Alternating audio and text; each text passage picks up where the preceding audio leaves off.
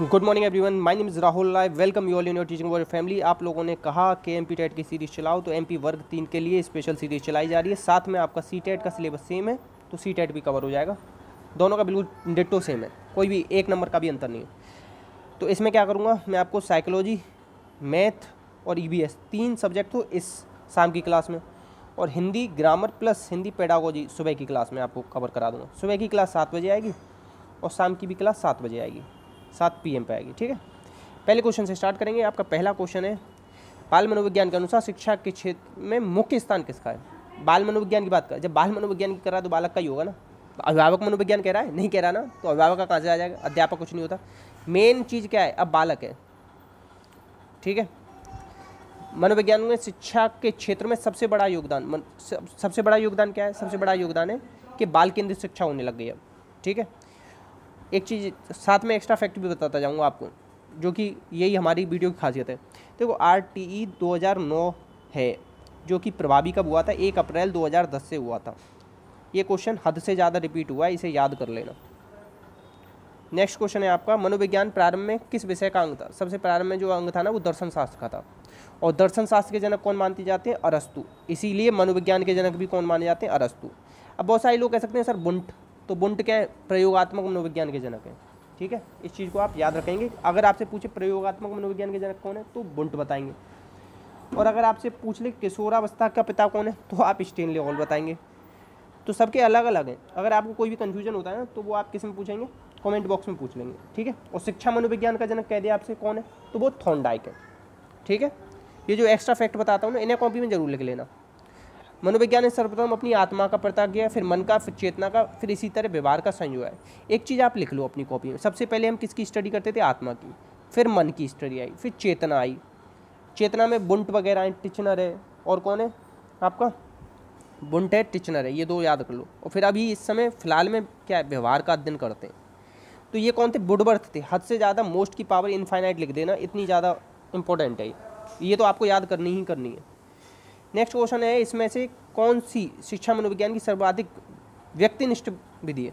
व्यक्तिनिष्ठ जब अगर बात आ जाए तो वो अंतर्दर्शन, व्यक्ति को ना अपने अंदर ही दर्शन करने चाहिए कि आप खुद सही है कि नहीं सही है। ठीक है, तो इस चीज़ को आप थोड़ा सा याद रखेंगे।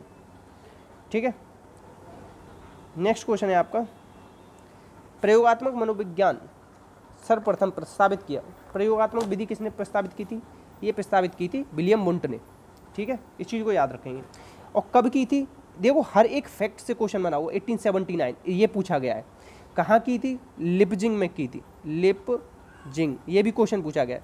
किस देश में की थी, जर्मनी, ये भी क्वेश्चन पूछा गया। इतना ज़्यादा इंपॉर्टेंट क्वेश्चन है। ये पूछा था कि कौन सा विश्वविद्यालय था, तो कार्ल मार्क्स विश्वविद्यालय। अलग अलग जगह मत पढ़ो फैक्ट, एक साथ ये सब इतना याद करना ही पड़ेगा आपको। और बुंट क्या है, ये चेतना का अध्ययन किया इन्होंने। किसका, चेतना। ये भी पूछा गया है कि चेतना का अध्ययन किसने किया। तो आपसे अगर पूछता है कि चेतना का अध्ययन किसने किया, तो आप क्या लगाएंगे, बुंट लगा देंगे।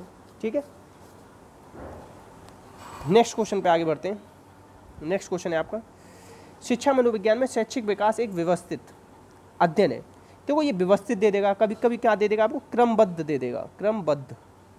क्रमबद्ध दे या व्यवस्थित दे। तो स्टीफन, मैंने याद ऐसे किया है, जो वो स्नेक होता है ना, स्नेक क्या करता है, क्रम से फन मारता है या व्यवस्थित फन मारता है। ठीक है, इस तरीके से याद रखेंगे। तो स्टीफन। स्किनर का बहुत ज़्यादा एक इम्पॉर्टेंट है कि आप क्या है, राजमार्ग, सर्वोत्तम राजमार्ग करके अगर परिभाषा आ जाए तो वो स्किनर की है, लगा देना। नेक्स्ट क्वेश्चन है, प्रारंभ में आत्मा का प्रयोग किस शास्त्र में किया जाता है। आत्मा का प्रयोग किसमें किया है, दर्शन शास्त्र। सबसे पहले मैंने बताया था, पहला ही क्वेश्चन था ये। ठीक है, तो दर्शन शास्त्र का ज्ञान जो परम सत्य और प्रकृति सिद्धांतों के कारण विवेचना करता था, इसे सामाजिक चेतना के रूप में भी माना गया। ठीक है, और इसके दर्शन शास्त्र के जनक कौन माने जाते हैं, अरस्तु। बहुत हद से ज़्यादा पूछा है, वो कहते हैं ना मलाई टाइप क्वेश्चन है एकदम, कि इन्हें तो छोड़ा ही नहीं जा सकता। शिक्षा मनोविज्ञान का अध्ययन अध्यापक को इसलिए क्यों करना चाहिए, हम शिक्षा मनोविज्ञान क्यों पढ़ें, इससे सहायता से अपने शिक्षक को सबसे ज़्यादा प्रभावशाली। देखो शिक्षा मनोविज्ञान में क्या होता है, शिक्षण विधियाँ होती हैं। शिक्षण विधियाँ जैसे आप कह लो नियम से उदाहरण की ओर, आगमन विधि पढ़ी होगी आपने। आगमन में क्या होता है, पहले आप उदाहरण देते हैं। निगमन विधि होती है, पहले आप नियम बताते हैं।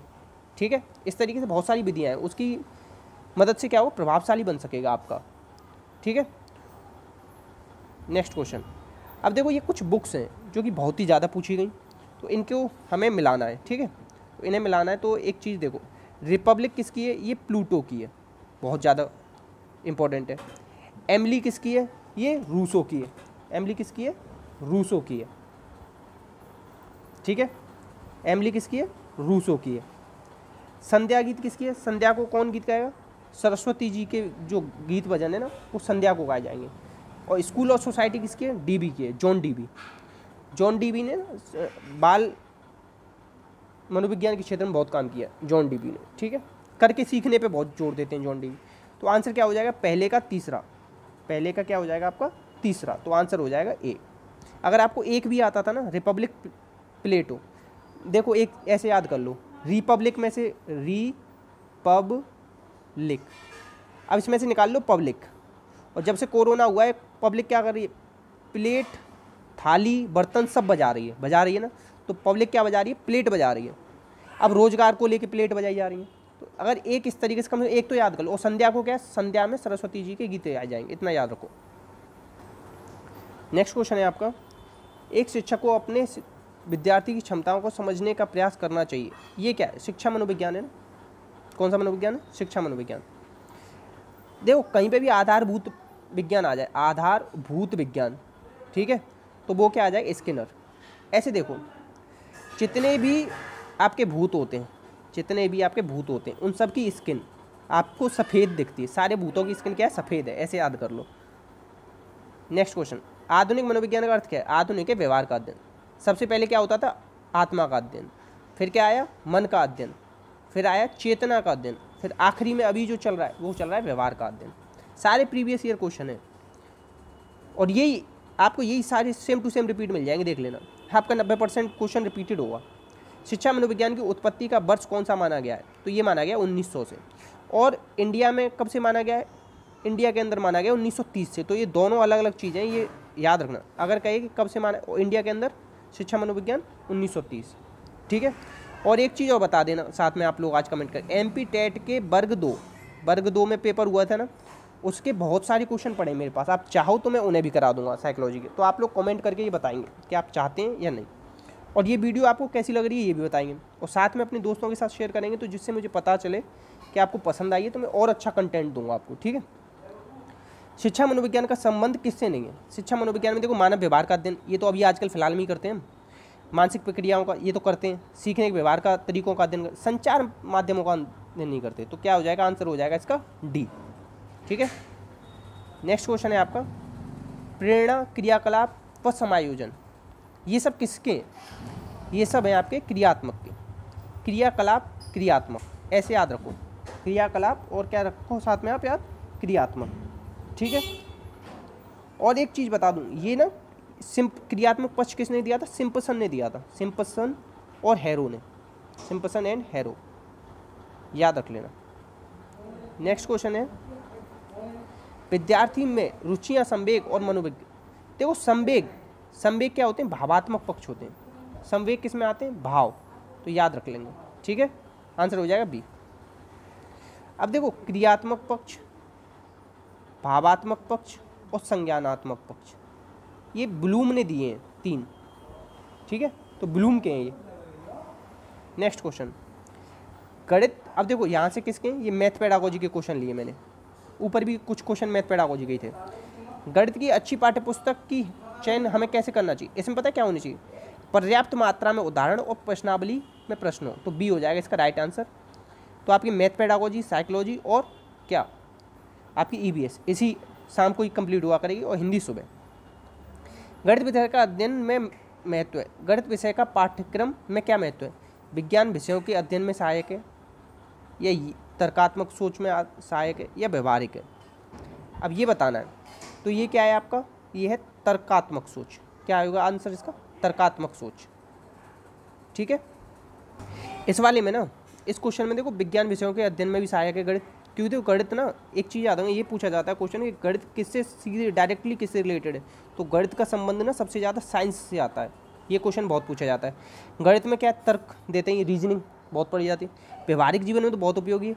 आप अभी दुकान पे चले गए सामान लेने, तो क्या लगाओ, गणित तो लगाओगे, 1 किलो चीनी, 4 किलो कुछ भी दे दो, या इतने रुपए हो गए, कम ज़्यादा, जोड़ गुणा भाग लगाते हैं ना, तो ये इनमें से सभी हो जाएगा। ठीक है, तर्क कर ही सकते हैं, विज्ञान से संबंधित, व्यवहारिक जीवन से भी। तो इसका आंसर हो जाएगा डी।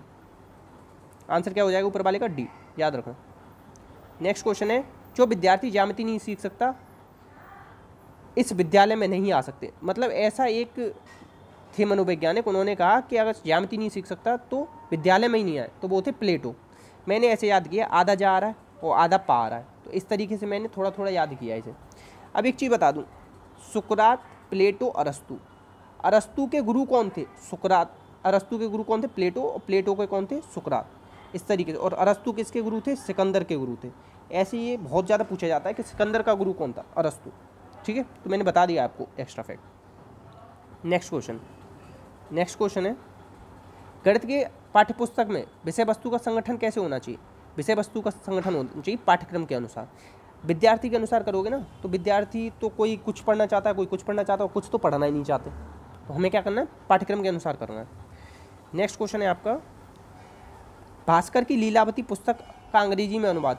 देखो भास्कर, ये बहुत ज़्यादा पूछी है, ये मोस्ट की पावर इनफाइनाइट वो वाला क्वेश्चन है, मलाई टाइप क्वेश्चन है ये तो करना ही करना है। लीलावती, ये कौन है? देखो लीलावती क्या थी, एक मूवी आई थी लीला आई थी ना, उसमें टेलर उसका ना बहुत ज़्यादा फेमस हुआ था और जम के चली थी। किस पे चली थी? जम के बहुत ज़्यादा देखी गई थी। इस तरीके से याद कर लो, जेम्स टेलर। नेक्स्ट क्वेश्चन है, गणित सभ्यता का दर्पण है। किस किस चीज़ का? संस्कृति का, सामाजिक का, अनुबंध, अनुशासन संबंधी, या सभी? तो इसमें क्या हो जाएगा आपका? सभी हो जाएगा। ठीक है, नेक्स्ट, गणित की पाठ्यपुस्तक में विषय वस्तु का संबंध मतलब व्यवस्थित कैसे करनी चाहिए? तो ये करनी चाहिए तार्किक क्रम से। अब सोचोगे सर अभ्यास और ये क्यों नहीं होगा? तो एक चीज़ मैं बता दूं कि पाठ्यपुस्तक में विषय वस्तु को तार्किक क्रम से विकसित करना चाहिए, मगर अभ्यास का क्रम और समस्यात्मक क्रम जो है वो विषय वस्तु के प्रस्तुतिकरण के बाद की पहले आप इससे ना इस तरीके से आप विकसित करो तार्किक क्रम। जब ये हो जाए उसके बाद की है ये चरण दोनों। ठीक है, तो सबसे पहले आंसर क्या आएगा इसमें? बी आएगा, याद रखना। इनमें से सभी कर देंगे बहुत सारे लोग, मगर गलत हो जाएगा, बी करना आप इसका आंसर। लीलावती पुस्तक किसने लिखी है? लीला क्या है बताया था ना, भास्कराचार्य। लीला की कैसी भाषा अच्छी है, लीला मूवी ना भाषा अच्छी है। ठीक है, ऐसे याद करो। और रामानुजम ये बहुत ज़्यादा फेमस है, ये अपने इंडिया के, ठीक है, इंडिया के, और इन्होंने एक संख्या दी थी 729। ये बहुत ज़्यादा पूछी जाती है कि 729 किसने दी थी? ठीक है, नेक्स्ट क्वेश्चन। अब मतलब यहाँ से आपकी ईबीएस स्टार्ट हो जाती है। ठीक है, शिक्षक की सबसे बहुमूल्य निधि क्या होती है? छात्रों का विश्वास। वेतन नहीं, पैसा ही पैसा के लिए नहीं भागते। अगर कभी भी इंटरव्यू में अगर आपसे पूछा जाए तो छात्रों का विश्वास होना सबसे बहुमूल्य निधि है उसकी। ठीक है, नेक्स्ट क्वेश्चन है आपका, परिकल्पना का बार बार परीक्षण करने से गलत नहीं पाया जाता तो वो क्या बन जाता है? वो बन जाता है सिद्धांत। क्या बन जाएगा? सिद्धांत। ठीक है, नेक्स्ट है, निम्न में से कौन सी सबसे उपयुक्त विधि है? सबसे उपयुक्त विधि कौन सी हो जाएगी इसमें? विचार गोष्ठी और श्रुतलेख। ठीक है, श्रुतलेख होता है सुन के लिखवाना, और विचार गोष्ठी होता है विचार विमर्श। जहाँ आ जाए ना, ये विचार गोष्ठी बहुत ज़्यादा इंपॉर्टेंट चीज़ है। ये ऐसी चीज़ है पॉजिटिव में लोगे, अगर कोई विचार गोष्ठी का जाए सबसे पॉजिटिव है। ठीक है, नेक्स्ट, तो विचार गोष्ठी और कार्य योजना हो जाएगा, सॉरी श्रुतलेख नहीं होगा। श्रुतलेख में तो सीधे सुन के लिखा देंगे ना, क्या हो जाएगा इसका आंसर? कार्य योजना आ जाएगा साथ में, तो आंसर हो जाएगा तीसरा। ठीक है, नेक्स्ट क्वेश्चन है आपका, इसमें से कौन सी ग्रीन हाउस गैस नहीं है? तो ग्रीन हाउस गैस कौन सी नहीं है? इसमें से हीलियम नहीं है। ठीक है, और कुछ फैक्ट्स बता देता हूँ। ग्रीन हाउस गैस कितनी है आपकी? 6 हैं। क्वेश्चन में सीधे आ जाएगा कितनी है, 3 4 5 6, तो 6 लगा देना। सबसे ज़्यादा ग्रीन हाउस इफेक्ट किससे होता है? जल वाष्प। उसके बाद होता है कार्बन डाइऑक्साइड, CO2। अगर ये ऑप्शन में ना हो तो ये टिक लगा देना, अगर ये दोनों हो ना तो जल वाष्प लगाना। ठीक है, और हम जल वाष्प पर नियंत्रण नहीं कर सकते, CO2 पर नियंत्रण कर सकते हैं, ये चीज़। और ग्रीन हाउस इफेक्ट से रिलेटेड कौन सा प्रोटोकॉल है? ये आपका कौन सा है? एक था क्योटो प्रोटोकॉल। कौन सा है? क्योटो प्रोटोकॉल है। कहाँ हुआ था? जापान में हुआ था 1997। ठीक है, आंसर हो जाएगा इसका तीसरा। अब बढ़ते हैं नेक्स्ट क्वेश्चन पर। नेक्स्ट क्वेश्चन है आपका, ध्वनि प्रदूषण मापने के लिए क्या? ध्वनि प्रदूषण डेसिबल, मगर एक और ऑप्शन में देगा आपके डेसिमल। ठीक है, तो कहीं गलती से उसे मत लगा जाना। ठीक है, आंसर हो जाएगा ए। और देखो एक चीज़ और बता दूँ, सीता अशोक के वृक्ष लगाए जाते हैं पेड़ों, वो रोड के किनारे, ध्वनि प्रदूषण को कम करने के लिए। तो ये क्वेश्चन भी बहुत पूछा गया है। ठीक है, नेक्स्ट है, और एक चीज़ याद कर लेना, ध्वनि प्रदूषण डेसिबल तो बता दी, 80 डेसिबल या इससे अधिक जो होता है वो कानों को हानि पहुंचाने लगते हैं, ठीक है। तो आप ये पूछा जाएगा कि 80 से अधिक पे हमें ना हानि होने लगती है, ये दिया जाएगा क्वेश्चन। नेक्स्ट है, इसमें से स्थलाकृति हिमानी का निर्माण, हिमानी मतलब एच, ऐसे लिखो, एच को कर देना, फिर एच का क्या बन सकता है, यू बन सकता है ना, तो यू का आकार की घाटी, ऐसे याद किया मैंने। और एक और क्वेश्चन आता है कि वी आकार की घाटी किससे बनती है, जब कोई भी नदी ना अपनी युवा अवस्था में होती है तब बनती है वी आकार की घाटी। नेक्स्ट क्वेश्चन है आपका, इसमें से कौन सी नदी बंगाल की खाड़ी में गिरती है, तो बंगाल की खाड़ी में गिरती है स्वर्ण रेखा, बाकी नर्मदा, ताप्ती और सिंधु ये सब गिरती हैं आपकी कहाँ, अरब सागर में, ठीक है। नेक्स्ट क्वेश्चन है, राकेश कक्षा 5 पर्यावरण विज्ञान शिक्षक के द्वारा दिए गए कार्य को समय पर प्रस्तुत नहीं करता, तो आप क्या करेंगे, तो इसका आंसर हो जाएगा उसकी अनियमितताओं के कारण को जानकर सही मार्गदर्शन करें। और एक क्वेश्चन बहुत आता है कि एक बच्चा ना 15 दिन से स्कूल नहीं आ रहा, या 2 दिन आता है 1 दिन नहीं आता, तो क्या करोगे, तो उसके कारण को जानने का प्रयास करते हैं हमेशा। नेक्स्ट क्वेश्चन है कि मध्य प्रदेश में कौन सा शहर झीलों का शहर, ये तो यार बहुत ज़्यादा मोस्ट की पावर इनफाइनाइट लगा लेना, मध्य प्रदेश का ही पेपर है तो वहाँ तो आएगा ही आएगा, भोपाल। ईबीएस में बहुत ज़्यादा पूछने के चांस हैं इसे। नेक्स्ट क्वेश्चन है आपका, भारत का हृदय कही जाने वाली मध्य प्रदेश, ये भी क्वेश्चन आ सकता है कि भारत का हृदय कौन है, मध्य प्रदेश, ठीक है, झीलों का शहर कहा जाता है, और क्योंकि ये तो राजधानी भी है इसलिए भी, ठीक है। नेक्स्ट है, और फेमस झील याद कर लेना, जो कौन सा सागर यूरोप को अफ्रीका से अलग करता है, यूरोप को अफ्रीका से अलग करता है भूमध्य सागर, ठीक है। नेक्स्ट है, अंतर्राष्ट्रीय ओजोन दिवस, ओजोन दिवस मनाते हैं आप 16 सितंबर, और 14 सितंबर को क्या मनाते हैं, हिंदी दिवस, ठीक है। और लास्ट टाइम इसकी जो एक वो आती है कि लाइंस, तो इसकी थी 32 ईयर्स एंड हीलिंग, ठीक है। और इस बार तो अभी आएगा सितंबर, तो ये तो याद मत करना 32 ईयर एंड हीलिंग, केवल इतना याद कर देना 16 सितंबर। एक चीज़ और याद कर लेना, 5 जून क्या है आपका पर्यावरण दिवस, कब से मनाना चालू किया आपने, 1974 से, ठीक है। और पर्यावरण संरक्षण कौन सा है आपका, 1986, ठीक है। और एक और बता दूं, ये आपका जो 22 अप्रैल दे रखा है ना, ये पृथ्वी दिवस है, क्या है, पृथ्वी दिवस। और 22 मार्च क्या होता है आपका, जल दिवस। बहुत ज़्यादा आप पूछे जाते हैं ये चीज़, इसलिए बता रहा हूँ। और 19 नवंबर क्या है, ये आप लोग बताएंगे आप मुझे कि 19 नवंबर को कौन सा दिवस मनाया जाता है, ठीक है। हिंट दे रहा हूँ, क्या शौचालय दिवस मनाया जाता है, ये आप बताएंगे अब, ठीक है। नेक्स्ट है, किसी खाद्य श्रृंखला में शाकाहारी कौन होते हैं, सबसे पहले ना शाकाहारी आते हैं, तो प्राथमिक क्या होते हैं, ये प्राथमिक होंगे उपभोक्ता, ठीक है। पहले ये है सूर्य, ठीक है, ये सूर्य बना दिया आपका, यहाँ कोई पेड़ होगा, ठीक है, ये पेड़ है, इस पेड़ को कौन खाएगा, ये खाएंगे प्राथमिक उपभोक्ता, ठीक है। नेक्स्ट, पारिस्थितिक तंत्र में तत्वों का चक्रण को क्या कहते हैं, तत्व जो चक्रण करते हैं ना उसे जैव भू रासायनिक चक्र कहते हैं, ठीक है। इसमें से कौन सा न्यूनतम पर्यावरणीय प्रदूषण है, ये होगा हाइड्रोजन। अगर हीलियम भी या आपको क्या दे दे, सीएनजी भी दे देना तो भी क्या है, न्यूनतम आएगा। सीएनजी और हाइड्रोजन दोनों देता है ऑप्शन में कभी कभी, तो ये दोनों बहुत कम करते हैं पर्यावरण प्रदूषण, ठीक है। इसीलिए तो हम सीएनजी की बस चला रहे हैं, सीएनजी की कार चला रहे हैं, ठीक है। नेक्स्ट है आपका, संकटग्रस्त जंतु दैत्याकार पांडा कहाँ पाया जाता है, तो ये पाया जाता है चीन में। नेक्स्ट, निम्न में से किसके कारण भोपाल त्रासदी हुई, तो देखो ये कौन सा था, मिसाइल आइसोसाइनाइड। ये कम से कम 100 बार हर एक क्वेश्चन, ऐसा कोई पेपर नहीं बना आज तक जहाँ ये पूछा ना गया वो अभी तक। MIC यूनियन कार्बाइड नाम की कंपनी थी, 3 से 4 दिसंबर 1984 की रात को निकला था ये, ठीक है ना, 12 बजे करीब निकला होगा, तो 3 दिसंबर भी था और 4 दिसंबर भी चालू हो गया था, ठीक है। तो ये रात थी 1984, union carbide company, methyl isocyanide, याद रखना। बहुत लोग मारे गए थे इसमें, ठीक है। देखो 15,000 लोगों से ज़्यादा ने जान दी अपनी। देखो किस देश में गर्मियों में क्रिसमस मनाया जाता है, ये ऑस्ट्रेलिया, क्योंकि जब हमारे यहाँ दिसंबर में वहाँ पे क्या पड़ती है, गर्मियाँ पड़ती है। अपने यहाँ जब क्या स्टार्ट हो जाती है, ठंड, तो वहाँ पे क्या हो जाएगी, गर्मी, ठीक है। नेक्स्ट को, गिरी वन्य जीव अभ्यारण्य किसके लिए फेमस है, शेर के लिए फेमस है, किसके लिए, शेर। और एक चीज़ और बता दूँ आपका, कच्छ किसके लिए फेमस है, ये जंगली गधे के लिए फेमस है, जंगली गधे, ठीक है। और एक क्वेश्चन बहुत पूछा जाता है, कच्छ के रण में कौन सी नदी समाहित हो जाती है, तो वो है लूनी। लूनी नदी ना वहीं समाहित हो जाती है। इसमें से कौन सा वनस्पति मरुस्थलीय प्रदेशों में पाया जाता है, तो इसमें से कौन सा पाया जाता है, कैक्टस। क्या हो जाएगा आंसर ए। ठीक है, और देखो एक है रेगिस्तानी ओक, रेगिस्तानी ओक बहुत ज़्यादा पूछा जाता है ये, इसके बारे में थोड़ा पढ़ लेना। ठीक है, और एक है खेजड़ी का वृक्ष, इसके बारे में पढ़ लेना। ये दो तो बहुत ज़्यादा इंपॉर्टेंट है, जो मैं बताता हूँ पढ़ लेना क्योंकि आखिरी टाइम है ये। ग्रीन मुफलर संबंधित है। ग्रीन मुफलर का मतलब है जब देखो शोर हो रहा है बहुत ज़्यादा वाहनों के द्वारा, तो ये रोड तो इधर भी पेड़ पौधे लगा दो, इधर भी पेड़ पौधे लगा दो, तो क्या होगा, पेड़ पौधे ना आवाज़ को थोड़ा कंट्रोल कर देते हैं, तो क्या है ध्वनि प्रदूषण। और 80 dB क्या कहते हैं, डेसिबल, इससे ज़्यादा ऊपर जाती है ना तो वो क्या होता है, ध्वनि प्रदूषण होने लगता है। ये क्वेश्चन आता है जेट प्लेन का ना 110 dB के आसपास होता है साउंड, तो ये पूछा जाता है।